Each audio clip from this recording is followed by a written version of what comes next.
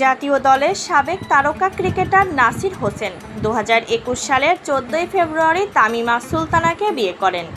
10 দিন পর তামিমার সাবেক স্বামী রাকিব মামলা করেন।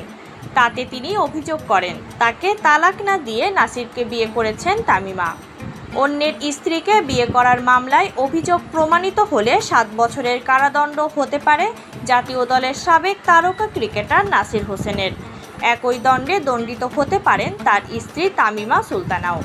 বৃহস্পতিবার রাতে ফেসবুকে একটি স্ট্যাটাস দেন তামিমা সুলতানা। তার স্ট্যাটাসটি হুবহু তুলে ধরা হলো।